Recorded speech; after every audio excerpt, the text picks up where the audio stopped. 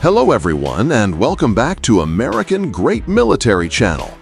The concept of a sixth-generation fighter has been circulating for quite some time, and it might seem like everything there is to know about it has already been revealed. However, the reality is that the development of this program is continuously evolving, with frequent updates and revisions. Often, the information that was once considered accurate becomes outdated. So, let's dive into what specifically has shifted within the Next Generation Air Dominance, or NGAD program, and explore how these developments could reshape the future of aerial warfare. March 2025 was a particularly significant month for those closely monitoring the NGAD initiative, the United States' flagship project to produce a sixth-generation fighter jet. That month, President Donald Trump, Secretary of Defense Pete Hgsth, and U.S. Air Force Chief of Staff General David Alvin jointly declared that Boeing had been selected to lead the engineering and manufacturing development phase of the NGAD project. Simultaneously, the new aircraft, intended to be the cornerstone of a broader family of systems formerly referred to as the Penetrating Counter-Air Platform, was officially designated the F-47. This designation pays tribute to the iconic Republic P-47 Thunderbolt from World War II, and symbolically links to both the year the U.S. Air Force was founded and the administration of America's 47th president. This milestone also marked a notable victory for Boeing, as it was the company's first successful bid for a U.S. Air Force fighter contract since the Boeing P-26 P-Shooter, the nation's inaugural all-metal fighter aircraft. This excludes the F/A-18 Super Hornet and F-15 Eagle, which Boeing acquired through its 1997 merger with McDonnell Douglas.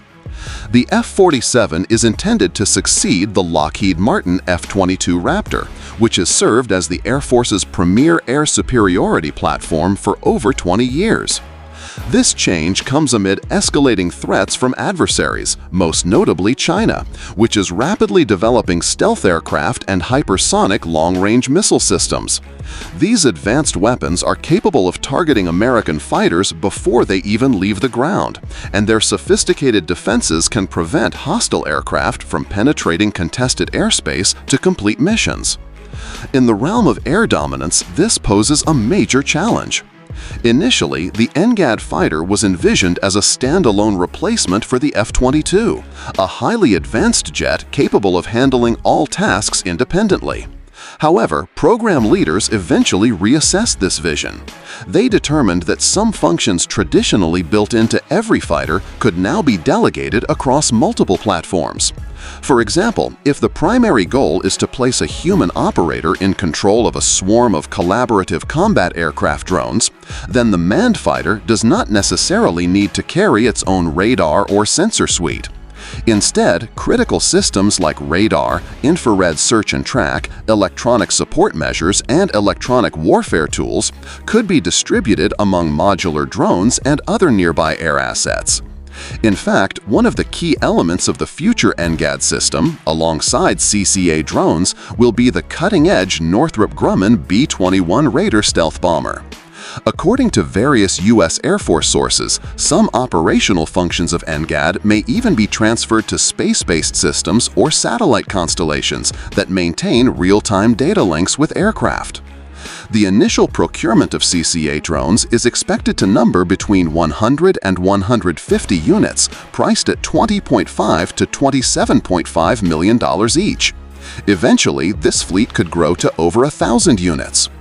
Critics might argue that this distributed sensor approach, heavily reliant on CCA collaboration, could limit the F-47's effectiveness when operating without drone support. However, in reality, the benefits far outweigh the drawbacks. CCA drones are expected to operate much closer to dangerous frontline areas than the manned fighters themselves.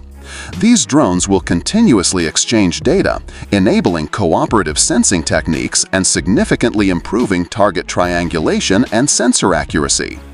Another major update involves the aircraft's payload capacity, specifically its reduction.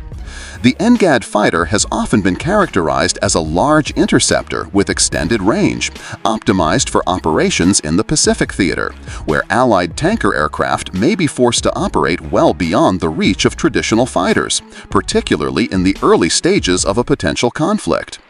The new fighter was initially expected to carry a significant internal weapons load to maintain stealth and strike capability deep within enemy airspace. But what if the bulk of NGAD's firepower could be shifted to drones instead of forcing it into the fighter's fuselage? This design philosophy could dramatically reduce the fighter's size and substantially improve survivability, especially since the pilot would no longer need to approach enemy air defenses so closely. Such a shift could prove transformational as adversarial detection capabilities evolve rapidly and improve their ability to track even stealth aircraft. Scaling down the F-47's internal weapons load and integrating it more deeply with CCAs will enable far greater tactical flexibility. Consider this. Large long-range missiles could be carried by B-21 bombers operating deep inside enemy territory, while newer F-15EX Eagle II fighters and B-52 bombers patrol the perimeter of high-threat zones. The F-47, situated further ahead, could coordinate these assets and authorize missile launches. That said, the F-47 will still retain its own onboard weapons, likely including 4 AIM-120 AMRAAMs or the newer AIM-260 Joint Advanced Tactical Missiles, along with AIM-9X Sidewinders or several small-diameter bombs concealed in internal bays. However, General David Alvin's recent remark that the F-47 will boast a combat radius exceeding 1,000 nautical miles introduces uncertainty regarding the extent of downsizing. That range would almost double the 615 nautical mile radius of the carrier-based F-35C, giving the NGAD fighter a significant edge in long-range operations, particularly in the Pacific, where U.S. and Allied air bases are far from contested zones. In contrast to Europe or the Middle East, the aircraft would need to cover vast distances. Yet this also brings another consideration into play: the future deployment of a next-generation aerial refueling fleet. The U.S. Air Force has long emphasized the importance of its next-generation air refueling system, NGAS, expected to be operational by 2040. Boeing has also been developing the stealthy MQ-25 Stingray refueling drone, and its compatibility with the F-47 is practically guaranteed. This means the decision about the F-47's operational range and airframe size may be revisited if stealth refueling options become widely available by the time NGAD enters service. One thing that will not change, however, is the F-47's requirement for high broadband stealth, enabling it to operate within heavily defended airspaces. Numerous concept images of a tailless NGAD aircraft, including those released by Boeing, have showcased this capability. Of course, deceptive renderings are still used as part of information warfare to mislead adversaries. For instance, some concept art features canards near the nose of the aircraft, an element unlikely to be present on the actual production model. By mid-April, Air Force officials had even advised readers of Air and Space Forces magazine to treat these images with a healthy dose of skepticism. Another confirmed feature of the F-47 is the inclusion of a human pilot. While figures like Elon Musk and others in the tech industry have promoted the idea that small autonomous drones will soon replace manned aircraft, many aviation professionals strongly disagree. Aviation expert Bill Sweetman argued that, regardless of one's opinions about the F-22, it cannot be substituted by a drone. He emphasized the reliability of human pilots and highlighted the risks of autonomous systems, particularly when dealing with communication failures. Similarly, Justin Bronk, a senior research fellow at the Royal United Services Institute in the UK, asserted that while human crewed aircraft have drawbacks such as higher costs, training requirements, and rescue needs, and trusting AI with life or death decisions would currently be far too risky. The propulsion system of the F-47 is another focal point. According to Sweetman, the aircraft specifications suggest a large platform with extended range, reminiscent of the venerable F-111 Aardvark bombers that served for decades. The F-47 will be powered by next-generation adaptive cycle engines, currently being developed by both Pratt & Whitney and General Electric. These engines can dynamically alter their bypass airflow in flight, shifting between high bypass for fuel efficiency and low bypass for peak performance. Traditional jet engines must choose one or the other, but adaptive systems allow for both.